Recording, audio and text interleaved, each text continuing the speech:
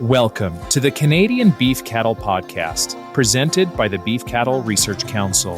The most popular content from beefresearch.ca, available on the go. Before we get into this week's episode, a quick message from the BCRC. Each time a cow is not bred during a 21-day heat cycle, it can cost up to 39 pounds of weaning weight per calf. The BCRC Value of Calving Distribution Calculator is a free and easy-to-use tool that allows beef producers to measure their current calving distribution and shows how shifting towards industry targets could boost their bottom line. Try out this tool and more at beefresearch.ca or linked in the show notes. Hi there, I'm Reynold. This Research on the Record article originally appeared in the May 2026 issue of Canadian Cattleman magazine, and it's been reposted on the beefresearch.ca site with the publisher's permission. Today we're talking about tender beef and tough funding cuts. So the ribeye or striploin steak, that's almost always the costliest protein in the store or on the menu. And because of that, it's really, really important to ensure that those high-value cuts provide a predictable and excellent eating experience for the consumer every time. Now, carcass quality is part of Canada's grading system, and that quality is based on a few things, actually. Age is a part of it because younger animals have more tender beef. And carcasses from younger cattle can be identified based on a few things, including conformation and fat and lean color and bone maturity. Quality is also partly based on fat color, because whiter fat is an indication of grain finishing, which produces a better flavor for most consumers. And lean meat color enters into it. The highest quality grades reserved for carcasses with bright red lean meat, and that's an indication that they're young, but it also means that they're not a dark cutter. Dark cutters are a whole different issue. It's related to pre-slaughter stress, and it leads to tougher beef that spoils faster. But then, provided the carcass is from a young animal and it has whitish fat and red lean, it gets assigned a marbling score. And those marbling scores are the single A, the double A, the triple A, and the prime grades. And marbling score is a quick and easy and inexpensive way to estimate the amount of intramuscular fat within the ribeye muscle itself.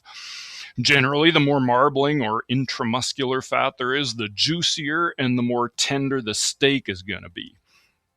But a high marbling score alone can't guarantee a great eating experience. There's a lot of other things like protein structure, characteristics, and collagen content that also influence beef tenderness. But measuring tenderness is slow and costly and impractical. There's really two ways to do it. And one is to cook a steak and then measure shear force, which is a lab instrument that measures how much effort it takes to push a blade through a steak. And the other way is to feed that steak to an expert taste panel. And those options are obviously too costly, they're too time-consuming, and they're too impractical to use in commercial practice. So they don't fit in a grading system. But a new option to evaluate beef tenderness might actually come from the world of cancer medicine. And this is something called an eye knife. And that's a machine that uses a laser to cut out tumors. And so it sort of resembles a wood-burning kit, if you can imagine one of those, and it's connected to a long, thin tube, and that tube leads to an analytical machine. And so as you're using this eye knife wood burner in cancer medicine, it's used to cut out tumors.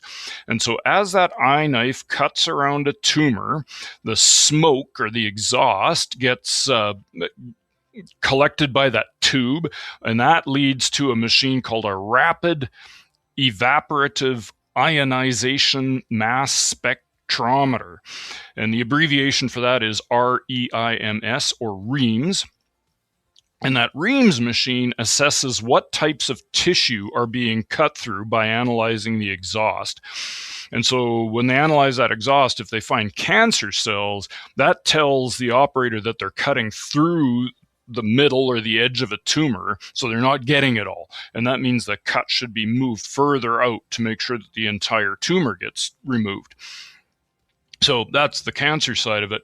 But this Reams technology might also be able to analyze the exhaust gas and identify individual protein markers related to beef toughness or tenderness.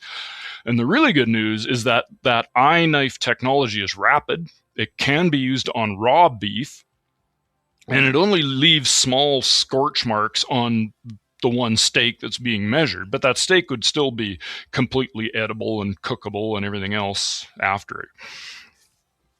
So a research team led by Jared Lajacko at Texas Tech University worked with the University of Guelph, University of Alberta, and Ohio State University, and they worked together with Cargill to assess whether Reams technology can potentially evaluate steak tenderness at line speed.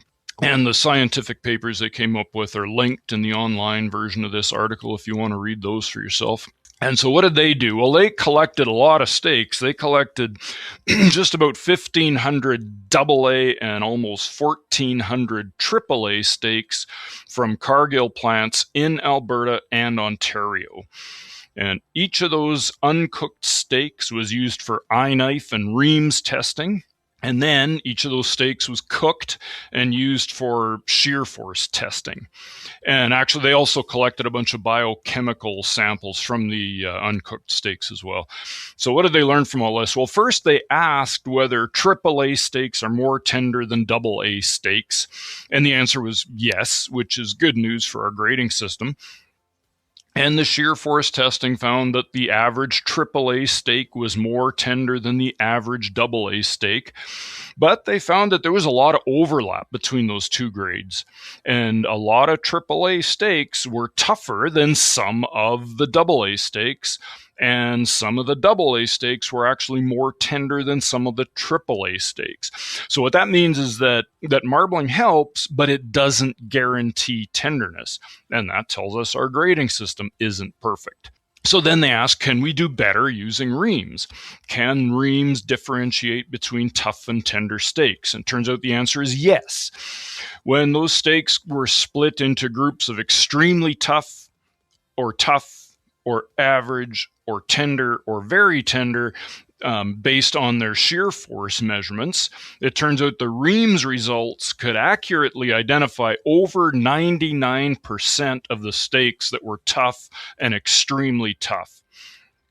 And so that made them wonder, what is this Reams technology actually measuring? And so they looked at the molecules that were being detected in that Reams exhaust gas, and they found that actually some of those molecules were ones that are known to be strongly associated with beef tenderness.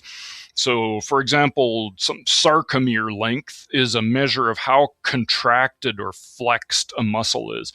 And shorter sarcomeres are from more contracted or more flexed muscles. And that, as you might expect, leads to tougher beef.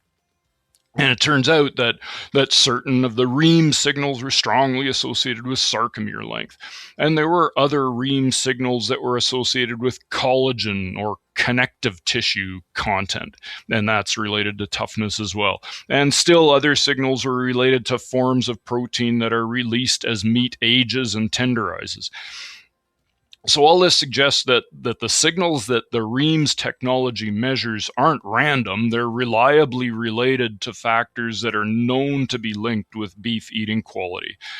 So this technology appears to be quite promising, and down the road, it might provide a way to incorporate a tenderness evaluation into Canada's grading system. Now, the BCRC funded this research project in the US because Reams technology was not available in Canada.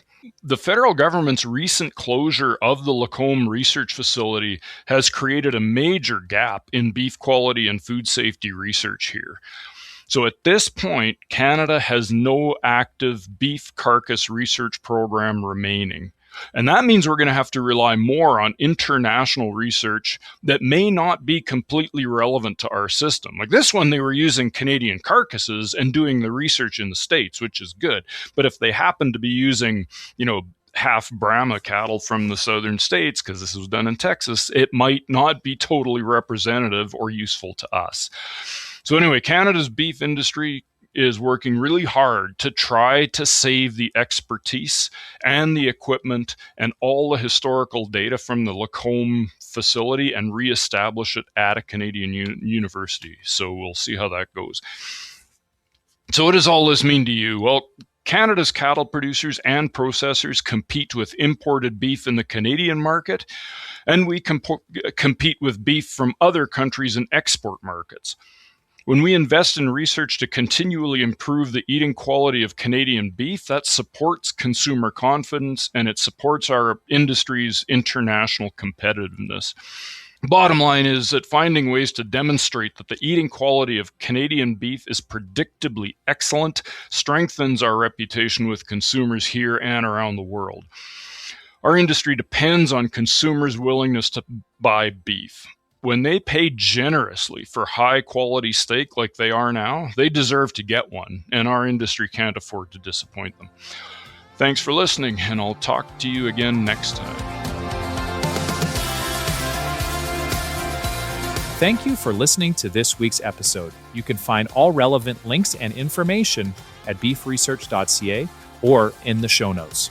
The Beef Cattle Research Council is funded by the Canadian Beef Cattle Checkoff and strives for excellence in the production of Canadian beef, cattle, and forage through research, innovation, and extension. Tune in every Tuesday as the Canadian Beef Cattle Podcast delivers straightforward insights, expert information, and a wealth of practical knowledge for Canadian beef producers. Subscribe now.